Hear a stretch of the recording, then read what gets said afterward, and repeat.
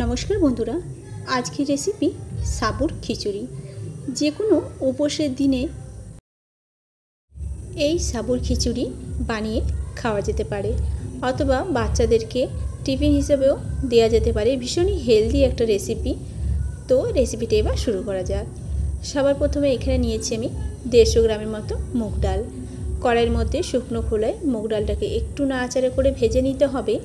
মুগ ডালটা যখন ভাজা হয়ে যাবে তখন মুগ ডালটার মধ্যে দিয়ে দেব জল দিয়ে ভালো করে মুগ ডালটাকে ধুয়ে নিতে হবে। 2-3 বার এটাকে জল পাল্টে ধুয়ে নেব। যখন জলটা পরিষ্কার বেরোবে তখন দেখো এর মধ্যে দিয়ে দেব সামান্য পরিমাণে জলটা খুব বেশি দেওয়া চলবে না। তারপরে দিয়ে দিলাম এখানে নুন। ডালটা সেদ্ধ হওয়ার মতো জল দিয়ে এবার ঢাকা দিয়ে ডালটাকে সেদ্ধ করে নেব। এদিকে আমি সাবুর খিচুড়ি বানানোর জন্য 1 কাপের মতো সাবু আগে থেকে ভিজিয়ে রেখেছিলাম। আর এখানে আমি বড় দানার সাবুগুলো নিয়েছি। বড় দানার সাবুতে খিচুড়িটা বেশি ভালো হয় খেতে। এদিকে মুগ ডালটা যে সেদ্ধ বসিয়েছিলাম, কিছুক্ষণ পর ঢাকনাটাকে খুলে দেখব ডালটা কতটা সেদ্ধ হয়েছে। ডালটা মোটামুটি সেদ্ধ হয়ে গেছে, এর থেকে বেশি আর সেদ্ধ করব না। জলটা ভালো মতো দেখো শুকিয়ে গেছে। কিছুক্ষণ এভাবে আরও ঢাকা দিয়ে রেখে দিয়েছিলাম। জলটা ভালো মতো শুকিয়ে গেছে। এখন ডালটাকে আমি নামিয়ে রেখে দেব। ওই কড়াইয়ের মধ্যে দিয়ে দেব আরও একটু সর্ষের তেল। তেলটাকে একটু গরম করে নেব। তেল যখন গরম হয়ে যাবে তখন এর মধ্যে দিয়ে দেব শুকনো লঙ্কা। ফোড়নের জন্য এখানে আমি শুকনো লঙ্কা দিয়ে দিলাম। লঙ্কাটা ভালো করে একটু ভেজে নেব। লঙ্কা যখন একটু ভাজা হয়ে যাবে, সুন্দর একটা গন্ধ বেরোবে, তখন এর মধ্যে দিয়ে দিচ্ছি গোটা জিরে। এখানে ফোড়নের জন্য আমি এখানে গোটা জিরে দিয়েছি, তোমরা চাইলে 5 ফোড়নও দিতে পারো। জিরেটাকে কিছুক্ষণ সময় ভেজে নেব। ফোড়নটাকে ভেজে নেওয়ার পর এর মধ্যে দিয়ে দিচ্ছি আলু। এখানে আমি আগে থেকে 2টো আলু ছোট করে কেটে রেখেছিলাম। এখন তেলের মধ্যে দিয়ে দিলাম আলু। এখন আলুটাকে কিছু সময় ধরে ভেজে নিলাম। আলুগুলো যখন একটু ভাজা হয়ে যাবে, একটা সুন্দর কালার চলে আসবে, ততক্ষণ অবধি আলুটাকে আমি একটু ভেজে নিলাম। এরপর আলুর মধ্যে দিয়ে দেব 2টো তেজপাতা। আর এখানে মশলার মধ্যে নিয়েছি 1/2 চামচ জিরের গুঁড়ো, 1/2 চামচ লঙ্কার গুঁড়ো, 1/2 চামচ হলুদের গুঁড়ো আর স্বাদ মতো নুন। এখন মশলাগুলো তেলের মধ্যে দিয়ে দিলাম। এবার ভালো করে একটু কষিয়ে নিতে হবে। কিছুক্ষণ সময় ধরে এভাবেই আমি নাড়াচাড়া করে নেব। কিছুক্ষণ নাড়াচাড়া করার পরে দিয়ে দিলাম এখানে 2টো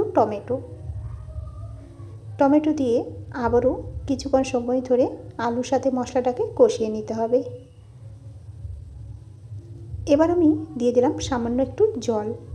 যে বাটিতে মশলা রেখেছিলাম সেটা ধুয়ে একটু জল দিয়ে দিলাম। এদিকে যেই সাবুটা ভিজিয়ে রেখেছিলাম, সাবুটাকে একটু জল ঝরতে দিয়ে দিয়েছি। এভাবে একটা ছাঁকনির মধ্যে করে কিছুক্ষণ সময় মশলাটাকে কষানোর পরে মশলা থেকে যখন তেল ছেড়ে আসবে, মশলা তখন ভালোভাবে কষানো হয়ে যাবে, তখন এর মধ্যে দিয়ে দেব ভিজিয়ে রাখা সাবুদানাটা দেওয়ার পরে আবারও নাড়াচাড়া করে মশলার সাথে সাবুদানাটাকে একটু কষিয়ে নেব। এতে করে খেতে ভীষণই সুন্দর লাগে। কিছুক্ষণ সময় ধরে এভাবেই আমি সাবুদানাগুলোকে ভেজে নিচ্ছি। কিছুক্ষণ পর যখন সাবুদানাগুলো একটু ভাজা ভাজা হয়ে যাবে, তখন এর মধ্যে দিয়ে দেব আগে থেকে যে সামান্য নুন দিয়ে মুগ ডালটা সেদ্ধ করে রেখেছিলাম, সেই সেদ্ধ করে রাখা ডালটা দিয়ে আবারও ভালো করে সাবুর সাথে ডালটাকে মিশিয়ে নিতে হবে। আর খুবই তাড়াতাড়ি তৈরি হয়ে যায়, খেতে ভীষণই সুন্দর একটা হেলদি রেসিপি। এবার দেখো দিয়ে দিচ্ছি এর মধ্যে পরিমাণ মতো জল দিয়ে একটু নাড়াচাড়া করে নেব। তোমরা চাইলে এখানে আরও সবজি অ্যাড করতে পারো। ভালো করে নাড়াচাড়া করে মিশিয়ে আমি কিছুক্ষণ সময় ঢাকা দিয়ে রাখবো। কিছুক্ষণ পর ঢাকনাটাকে খুলে নেব। বারে বারে এভাবে খুন্তি দিয়ে নাড়াচাড়া করে নিতে হবে, নইলে কিন্তু তলায় লেগে যাওয়ার ভয় থাকে। সাবুদানা যখন ভালো মতো সেদ্ধ হয়ে যাবে, তখন এর মধ্যে দিয়ে দেব 1/2 চামচের মতো চিনি। নিরামিষ রান্নায় চিনি দিলে খেতে বেশ ভালো লাগে, একটু মিষ্টি মিষ্টি হবে খেতে। তবে খুব বেশি চিনি এখানে দিলাম না, 1/2 চামচের মতো একটু চিনি দিয়ে দিলাম। চিনি দিয়ে ভালো করে নাড়াচাড়া করে মিশিয়ে নিতে হবে। তারপরে এর মধ্যে দিয়ে দিতে হবে কাঁচা লঙ্কা। এখানে 4টের মতো কাঁচা লঙ্কা দিয়ে দিলাম। কাঁচা লঙ্কাটা দেওয়ার পরে খুব সুন্দর একটা গন্ধ বের হয় আর সাবুদানাটা খেতেও ভালো লাগে। এবার ভালো করে নাড়াচাড়া করে মিশিয়ে গ্যাসটাকে বন্ধ করে নিলাম।